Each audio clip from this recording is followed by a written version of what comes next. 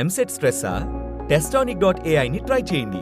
Free mock test, custom test, AI insights మరియు performance tracking కూడా. Register now.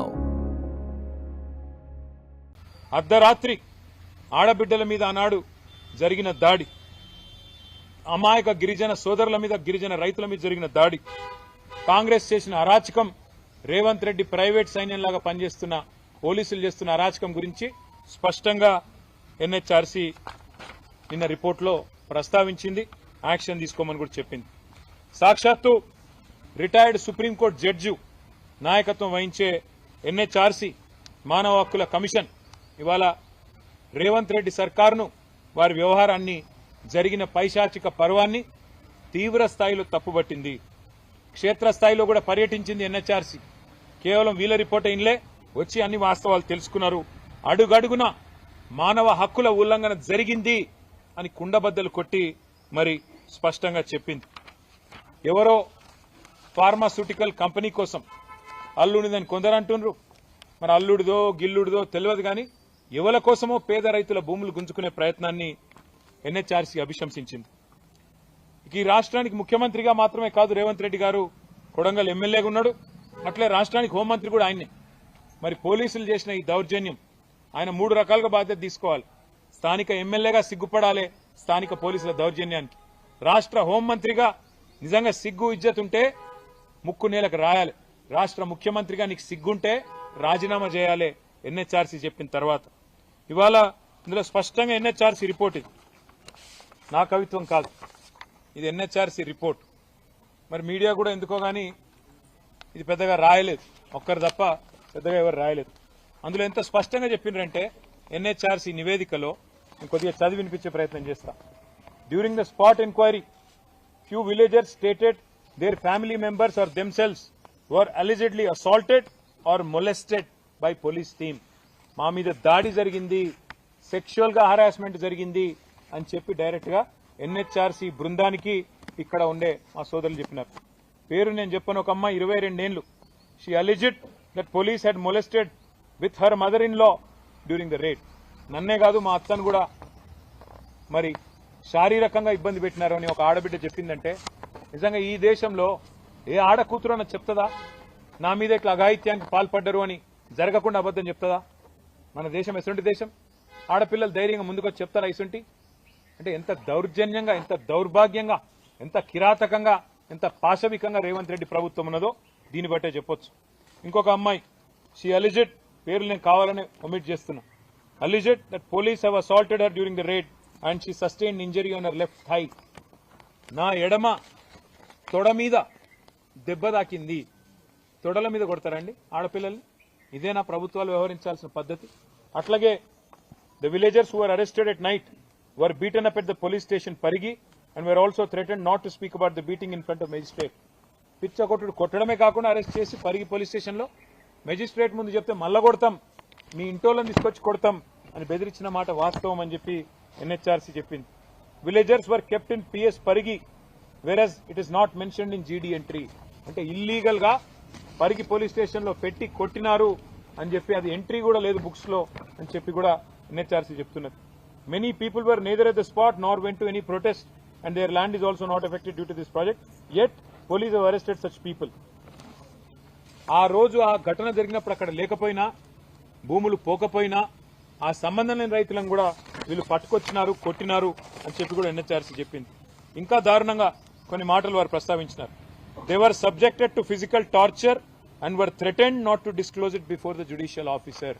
అంటే 3rd degree torture పెట్టి, శారీరకంగా చిత్ర హింసలు పెట్టి మీరు మళ్ళా జడ్జి ముంగట చెప్తే ఇంకా కొడతామని చెప్పి కూడా బెదిరించినారని చెప్తా ఉన్నారు. Order of land acquisition was indeed issued by government agencies, but during the land acquisition the way of handling adopted by police officials was not as per law. అన్యాయంగా ప్రవర్తించినారు పోలీసోళ్లు అని చెప్తా ఉన్నారు. CCTV cameras of lockup and CI office were found not to be functional. Automatic గా రేవంత్ రెడ్డి గారి ప్రభుత్వంలో సీసీటీవీలు పనిచేస్తలేవట లాకప్లా. కొట్టాలి కదా, కొట్టితే దొరకొద్దు కదా మళ్ళా, అందుకే సీసీ కెమెరాలు బంద్ పెట్టి కొట్టిండ్రు అని కూడా గుర్తించినారు. GD entries were also not updated which indicate reckless attitude of police personnel. The violation of human rights of villages by the police personnel has been found to be true. నిజంగా సిగ్గు ఇజ్జత్ మానం ఉన్న ముఖ్యమంత్రి అయితే ఈ పాటికి రాజీనామా చేస్తుండే. చిత్రహింసలు పెట్టిన మాట వాస్తవం అని ఒక రిటైర్డ్ సుప్రీంకోర్టు జడ్జి చెప్పినాక కూడా ఇజ్జత్ లేని ముఖ్యమంత్రి నీతిమాలిన మాటలు ఆయన పార్టీ మాట్లాడుతూ ఉన్నది. అందుకే ఈ కమిషన్ ఆర్డర్ కూడా ఇచ్చింది. మాకు ఖచ్చితంగా 6 వారాల లోపల కంప్లయన్స్ చెప్పండి, ఏం యాక్షన్ తీసుకుంటారు పోలీస్ ఆఫీసర్స్ మీద అని. ఇవాళ నేను రేవంత్ రెడ్డి ప్రభుత్వాన్ని డిమాండ్ చేస్తా ఉన్నా.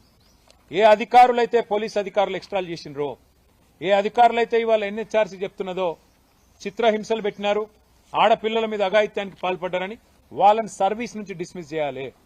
సస్పెండ్ కాదు, ఖచ్చితంగా సర్వీస్ నుంచి తొలగించాలని చెప్పి మేము డిమాండ్ చేస్తున్నాం. అట్లాగే వాళ్ళకి గిన్న న్యాయం చేయకపోతే నేను వాళ్ళందరికీ మాటిస్తా ఉన్నా, మళ్ళా పోతాం సుప్రీంకోర్టు అవసరమైతే. ఎన్హెచ్ఆర్సీ రిపోర్ట్ను కూడా తుంగలో దొక్కుతున్నది ప్రభుత్వం అని చెప్పి సుప్రీంకోర్టుకు పోతాం. సుప్రీంకోర్టులోనే మరి మా లగచర్ల ఆడబిడ్డలకు న్యాయం జరిగేదాకా కొట్లాడతాం. అట్లాగే మరి ఇదే నివేదికలో చెప్తా ఉన్నారు, హోంమంత్రిగా ఉన్న ముఖ్యమంత్రి ఫెయిల్ అయిండు అని దీంతో అర్థమవుతున్నది. మరి హోంమంత్రి ఇప్పటివరకు నోరిపుతలేడు, ముఖ్యమంత్రి నోరిపుతలేడు. జరిగిన భూసేకరణ కూడా తప్పుడు పద్ధతుల్లో చేసినారని చెప్పి ఎన్హెచ్ఆర్సీ చెప్పింది.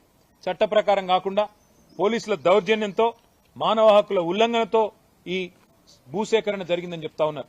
అందుకే నేను డిమాండ్ చేస్తా ఉన్నా, మీరు కనుక భూసేకరణ రద్దు చేయకపోతే, మాకు సమాచారం ఉంది హైకోర్టులో స్టే ఉన్నప్పటికీ మీరు చాటుమాటు చేసుకుంటా పోతా ఉన్నారు. ఖచ్చితంగా అది కూడా బయటకు వస్తుంది. తప్పకుండా మళ్ళొక్కసారి కోర్టు ద్వారా కంటెంప్ట్ కూడా మీరు ఎదుర్కొంటారు. చిన్న పిల్లల మీద, విద్యార్థుల మీద, ప్రభుత్వ ఉద్యోగుల మీద, అక్కడ లేని వారి మీద కూడా కేసులు పెట్టినారని చెప్పి ఎన్హెచ్ఆర్సీ చెప్పింది.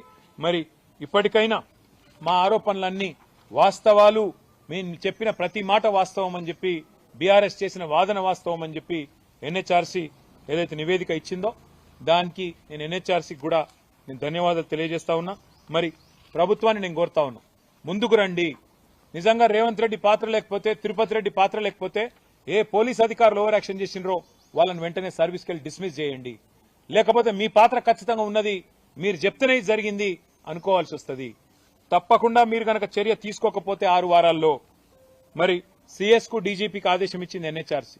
మీరు చర్య తీసుకోకపోతే మేం తీసుకుంటాం, మేం సుప్రీంకోర్టు కోసం ఈ ఆడబిడ్డలను అన్యాయంగా వదిలిపెట్టం, అగాధం వదిలిపెట్టం. ముఖ్యమంత్రి కూడా రాజీనామా ఎట్లాగూ చేయడు, ఆయన సిగ్గులేనోడు. కానీ క్షమాపణ చెప్పాలి. ఏ ప్రజలైతే నీ కోట్లేసి గెలిపించారో, ఏ కొడంగలు వాళ్ళని తీరుగా కొట్టినందుకు, ఆడబిడ్డల మీద చేసినందుకు నిజంగా నీకు సిగ్గుంటే క్షమాపణ చెప్పమని చెప్పి కూడా నేను రేవంత్ రెడ్డిని డిమాండ్ చేస్తా ఉన్నా. అట్లాగే ఇంకా కూడా వేధిస్తా ఉన్నారని తెలిసింది, ఇంకా కూడా బెదిరిస్తుండ్రట, ఇంకా కూడా పోలీసు వాళ్ళు వస్తుండ్రట, ఇంకా కూడా అధికారులు ఓవర్ యాక్షన్ చేస్తుండ్రట. వాళ్ళందరికీ నేను చెప్తున్నా, ఎవడెవడైతే ఓవర్ యాక్షన్ చేస్తుండో 3 ఏళ్లలో మా గవర్నమెంట్ వస్తుంది, రాసి పెట్టుకుంటాం. మీ ఓవర్ యాక్షన్లు, మీ అతిలు రిటైర్ అయిపోతే కూడా నేను మళ్ళా చెప్తున్నా, ఎక్కడున్నా పట్టుకొస్తాం. తప్పకుండా హిసాబ్ కితాబ్ మొత్తం కూడా మేం చేస్తాం. ఎందుకంటే ఈ స్థాయిలో సుప్రీంకోర్టు చెప్పినాక, సుప్రీంకోర్టు రిటైర్డ్ జడ్జి ద్వారా ఎన్హెచ్ఆర్సీ చెప్పినాక కూడా మీరు ఓవర్ యాక్షన్ చేస్తే, హైకోర్టు స్టే ఉండగా కూడా రేవంత్ రెడ్డి ఆడిచ్చినట్టు ఆడితే మేము కూడా తప్పకుండా మీ పద్ధతిలోనే జవాబు చెప్పాల్సి వస్తుంది, గుర్తుపెట్టుకోమని చెప్పి కూడా అధికారులను నేను కోరుతా ఉన్నా. మరి బీఆర్ఎస్ పార్టీ లగచర్ల బాధితులకు గతంలో అండగా ఉంది, మొన్న అండగా ఉంది, ఈ రోజు అండగా ఉంది, రేపు కూడా వాళ్ళకి న్యాయం జరిగేదాకా అండగా ఉంటాం, నిలదీస్తూనే ఉంటాం. ఈ ప్రభుత్వానికి బుద్ధి వచ్చేదాకా కూడా కొట్లాడుతూనే ఉంటామని చెప్పి కూడా మీ అందరికి కూడా తెలియజేస్తూ, మరి ఆడబిడ్డలందరూ కూడా ప్రత్యేకంగా మాకు పార్టీకి విరాళం ఇచ్చినందుకు, ఇంత కష్టంలో కూడా మీరు మా గురించి ఆలోచించినందుకు మీ అందరికి కూడా చేతులు జోడించి హృదయపూర్వకంగా నమస్కారం, ధన్యవాదాలు.